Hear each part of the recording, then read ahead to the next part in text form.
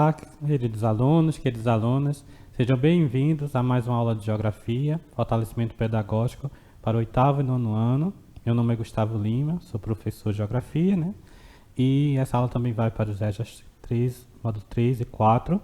E hoje nós vamos falar sobre sociedade urbano-industrial, ok? Então, falando um pouquinho, relembrando um conceito para a gente poder começar, que é o processo de urbanização. A urbanização é um processo no qual a população urbana cresce em taxas mais elevadas do que a população rural.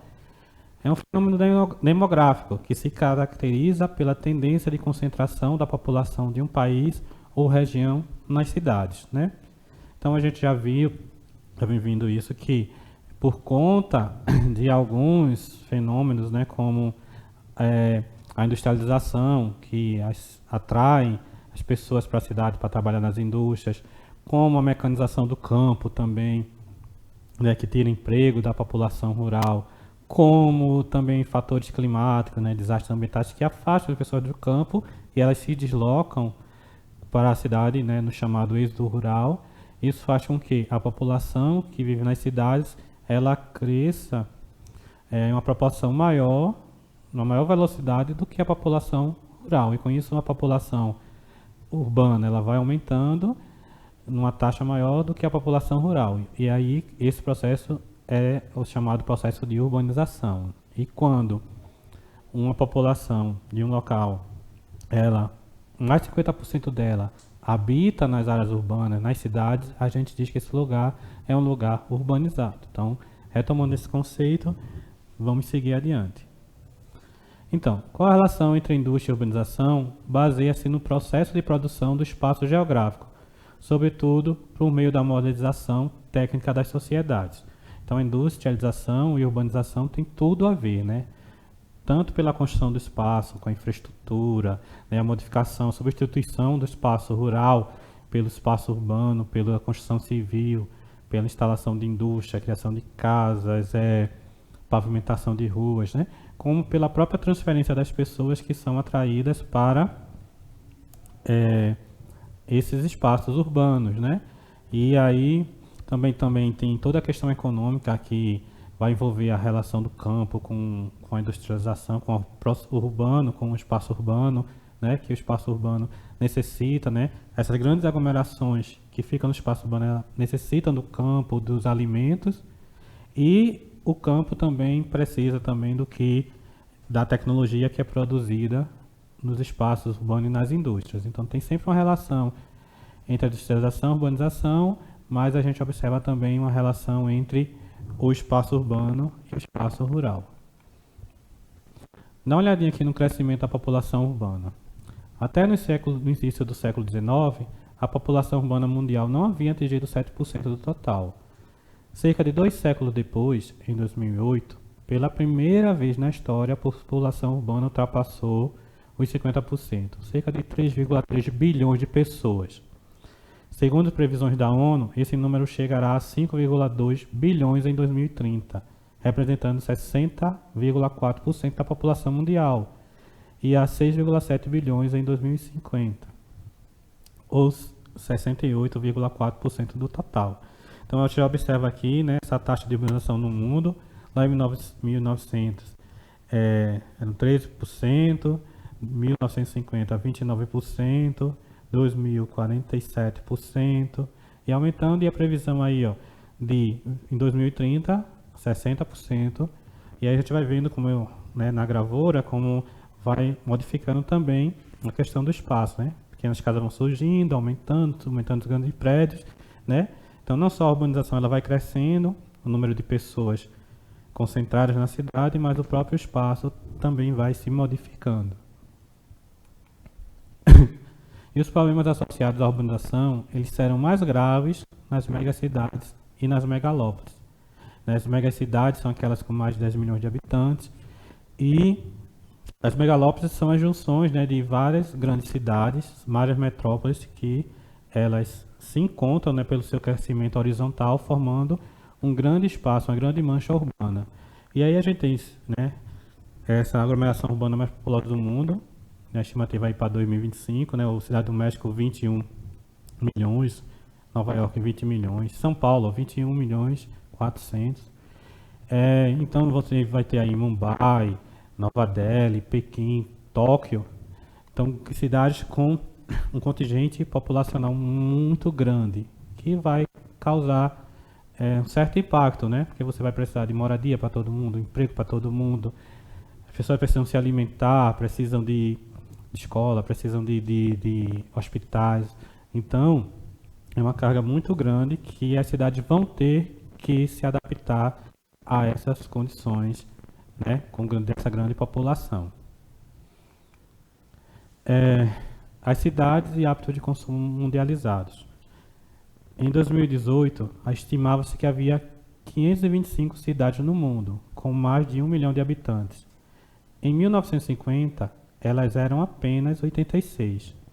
Desde as últimas décadas, o aumento de pessoas nas cidades tem impulsionado o consumo de produtos diversos, desde aqueles essenciais à sobrevivência, como os alimentos, até os mais supérfluos. E aí nós temos dois problemas, certo?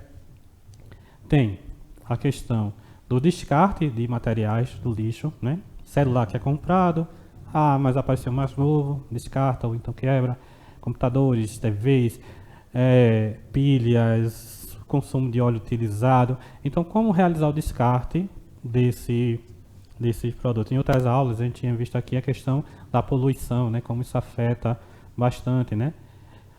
E também essa questão da produção dos alimentos, do recursos de matéria-prima que são utilizados para suprir as necessidades dessas grandes aglomerações urbanas, né? Então, falei também em relação do campo com a cidade, como esses recursos, né, a produção de matérias-primas, de alimentos produzidos no campo, vão dar suporte, né, para essas grandes aglomerações que estão nas cidades. Então, é uma questão que também vai vir acompanhada, né, os hábitos de consumo dessas grandes aglomerações, certo? A transformação da produção agropecuária e a urbanização. As transformações da atividade agropecuária decorrentes da introdução de inovações científicas e tecnológicas no campo, desde os anos 1960, ajudam a explicar não somente a intensa urbanização após esse período, como também o desemprego estrutural. E aí você tem aí o cara na colheitadeira, isso aí é em São Paulo.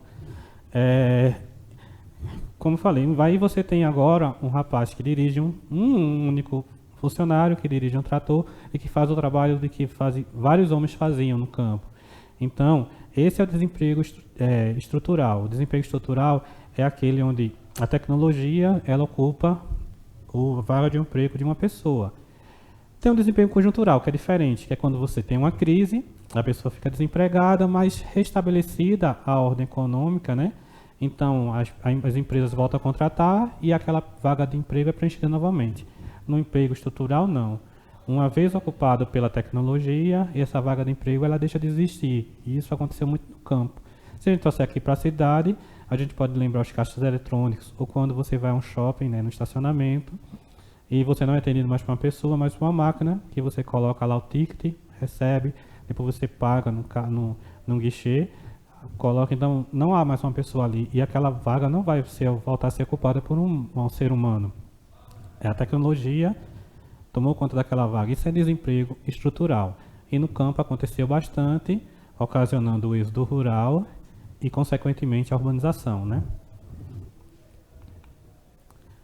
Já em 1960, as sementes híbridas de cereais obtidas em laboratório de pesquisa possibilitaram maior rendimento das lavouras e maior resistência a pragas e doenças, o que ficou conhecido como Revolução Verde. Nos anos 1980, organismos geneticamente modificados começaram a ser desenvolvidos a partir de sementes transgênicas, representando outra inovação científica e tecnológica importante para as transformações na agropecuária, que foi uma questão muito polêmica, né, dessas questões das sementes. De certa forma, é uma iniciativa que, por um lado, buscava dinamizar e aumentar a produção no campo, que desse vencimento, né, da demanda que é feita pelo aumento da população. Por outro lado, também tem a questão realmente da segurança alimentar e essas questões. Então, essa relação sempre entre o campo e a cidade, ela sempre vai existir. o campo precisando se aprimorar, mas ao mesmo tempo, quanto mais tecnologia também chegava no campo, mais tirava o emprego das pessoas, e essas pessoas tinham que se transferir pela cidade, e ao mesmo tempo o campo tinha a necessidade de continuar produzindo cada vez mais para suprir as demandas dos grandes centros urbanos.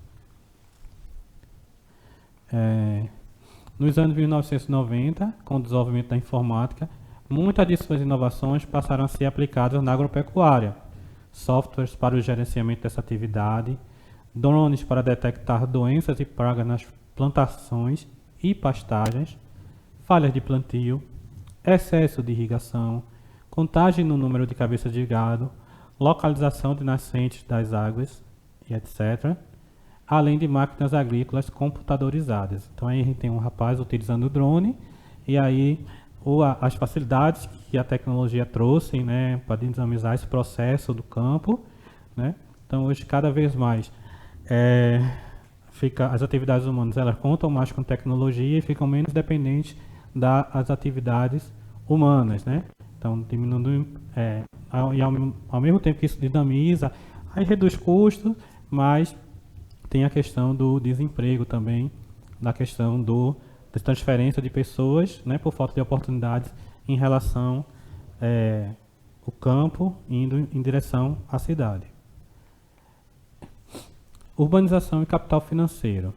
O recente processo de urbanização se confunde com a história da industrialização e da formação do capital financeiro. O capital representado por títulos e papéis negociáveis que pode ser convertidos em dinheiro, que foi uma nova maneira de se investir, de captar recursos. A gente tem aí a questão da bolsa de valores, né? Então isso também influencia muito no processo que a gente vai ver das multinacionais, né? Que invadem e o espaço urbano ele começa a ser reconfigurado, né? Então você acaba com aqueles limites de território, né? Então várias empresas multinacionais elas começam a se espalhar pelo mundo. Isso também é uma reconfiguração do espaço geográfico, né? Então, às vezes a gente fala até da questão muito do protecionismo, se existe na questão do território, de globalização, essas discussões, e que, na verdade, essa questão do território, ela se confunde agora, não por conta de que não existe território, mas que os territórios hoje são muito fragmentados, né? Então, dentro das empresas, os países de grande desenvolvimento, que são as multinacionais, elas se espalham e ocupam espaços e territórios nos países mais pobres, países subdesenvolvidos também. Então, é a questão dessa configuração do capital financeiro, ela vai estar muito também atrelada à construção desse novo espaço urbano. Ok? As cidades globais. Atualmente, a importância econômica de uma cidade é definida pela disponibilidade de equipamentos do setor terciário da economia, como empresas de intermediação financeira, bolsa de valores, empresas de propaganda, consultoria, seguros e centro de pesquisas. Então aqui nós temos as cidades globais, são aquelas que vão se destacar pela sua influência econômica, cultural, política, né? Então nós temos a classificação alfa, beta e gama, né? Quanto mais porta da cidade, as cidades alfa, tem as betas, né, de média importância, também as gamas, que são cidades-centros, que não têm grande influência a nível mundial, mas têm uma influência mais regional, né? Então nós temos aqui São Paulo como beta, que é uma cidade importante aqui na América Latina, como cidades alfa, né? Nós temos Singapura, Tóquio, né, que é uma cidade de tecnologia, Nova York, com sua bolsa de valores, né, que é importante para a economia do mundo, né? Então são cidades onde as decisões tomadas nelas repercutem em outras. No caso das cidades alfa, a repercussão a nível global, né, vindo para beta e gama, que são repercussões mais de nível regional. Então, essa importância também dessa hierarquia das cidades também é uma nova construção, né, uma nova rede que vai se formando em relação dessa questão da industrialização, dessa urbanização, essa sociedade urbano-industrial. A commodities agropecuárias, uso da terra e indústria de alimentos. O uso da terra em diversos países é influenciado pelo mercado internacional de commodities agropecuárias. As áreas que eram usadas para a produção de alimentos tradicionais, visando atender a necessidade de suas populações, foram substituídas pela agricultura comercial, voltada à produção de commodities para o mercado externo. Então, o que são as commodities? Commodities são matérias-primas em estado bruto ou semibruto que têm seus valores definidos no mercado internacional. Então, assim, a gente às vezes não entende muito como funcionam as coisas, a gente pensa que é tudo normal, mas tem pessoas que pensam o mundo pela gente, né? E às vezes nem sempre são do nosso interesse. Então, às vezes, áreas que eram podiam ser utilizadas para plantio e alimentação, né, em vários países, elas são usadas pelo mercado internacional para atender os interesses da bolsa de valores, o interesse dos grandes industriais. Então, a commodities ela tem muito isso, né? Então, existem pequenos grupos que definem o que é que vai ser plantado, o que é que vai deixar de ser plantado, as áreas que vão ser utilizadas, pensando no mercado global, né? Porque se você pensar em grandes centros industriais do mundo, as regiões têm poucas áreas cultivadas para dar vencimento à grande demanda.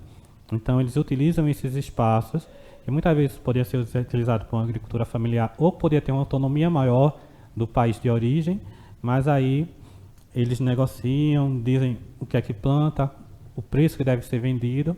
Então, essa variação, essas coisas são decididas nessas grandes bolsas de valores, nos grandes centros.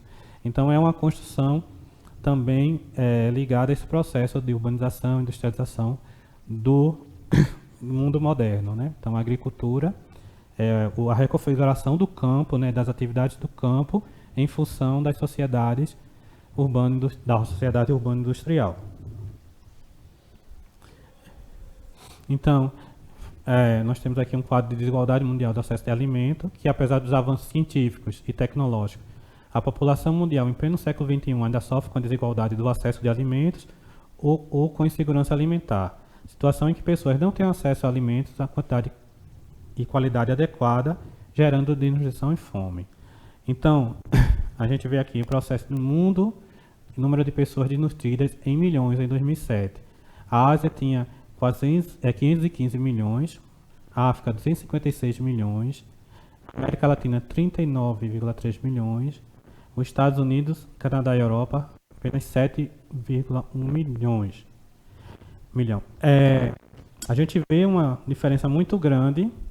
E se você imaginar a América Latina, quanto espaço cultivável tem em áreas territoriais como Brasil, México. Então, o que é que explica essa desigualdade? Você tem países com grandes áreas cultiváveis e que as pessoas desnutridas, a insegurança alimentar é muito grande, enquanto na Europa, em Canadá, Estados Unidos, ela é menor. Então, é justamente por conta disso, essa reconfiguração da atividade da agricultura no campo, ela vem atender os interesses, né, de quem tem mais dinheiro para pagar, dos grandes centros, das cidades mais envolvidas, países mais desenvolvidos, né?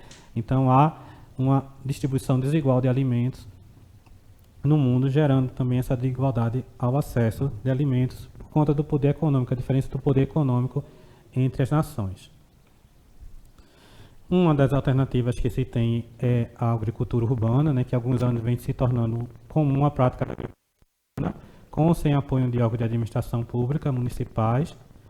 O grupo de pessoas de comunidade urbana, elas vão se aproveitando de terrenos ociosos ou sem construção para o plantio de frutas e a criação de animais de pequeno porte. Então, é uma reconfiguração do espaço, né, o bairro Itaim, em São Paulo, em função dessa necessidade de suprir a demanda de alimentos nos grandes centros, certo?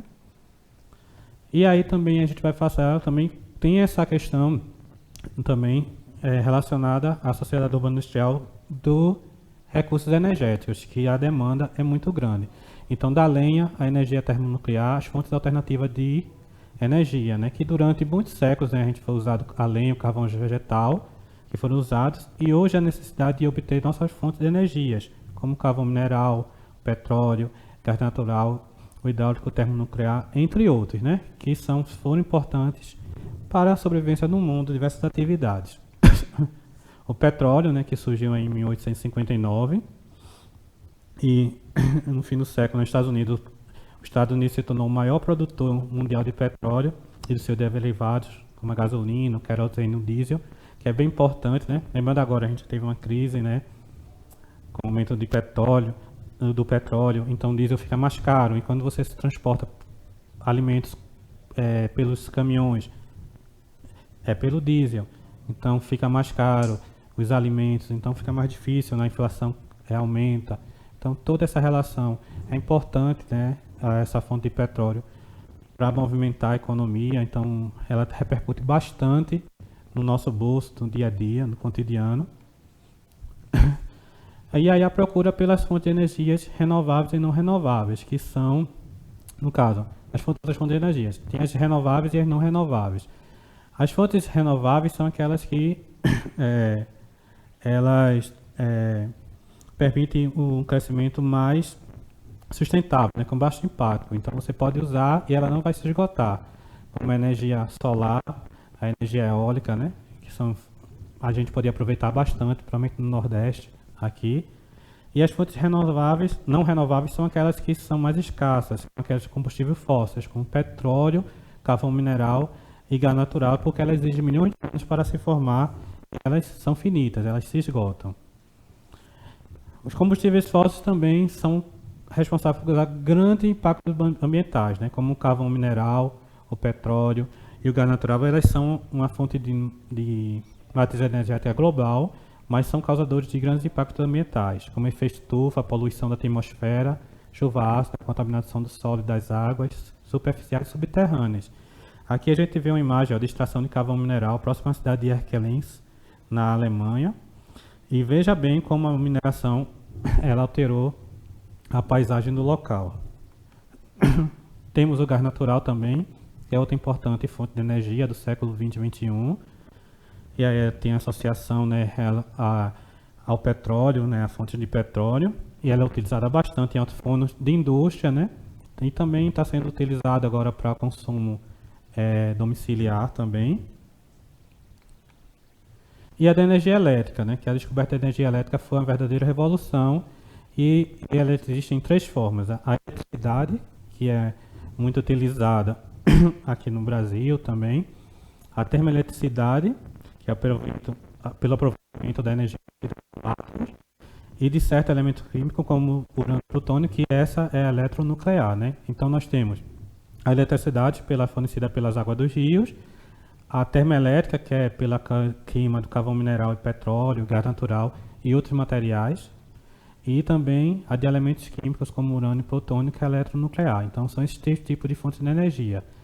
Na verdade, aqui a gente usa bastante a energia elétrica, hidrelétrica, que é considerada uma energia mais limpa, mas que há discussões porque pelas grandes áreas que são alagadas, são inundadas, para a criação de represas, para a criação de barragens, né, para construir as hidrelétricas também. Então, essa questão também dessa reconfiguração do espaço para fornecimento de energia, a produção de energia para atender esses grandes centros, ok? Então, essa aqui foi um pouquinho da aula sobre sociedade urbana industrial, como ele interfere na questão do campo, na produção de energia, na reconfiguração do espaço, né? Em decorrência de todas as transformações de atividades comerciais muito ligadas às indústrias, né? Eu espero que vocês tenham gostado da aula, né? Pesquise mais um pouco sobre o assunto, fale com seu professor, né? Eu espero que vocês aproveitem bastante esse tema. Eu me despeço aqui. Até a próxima aula e um abraço.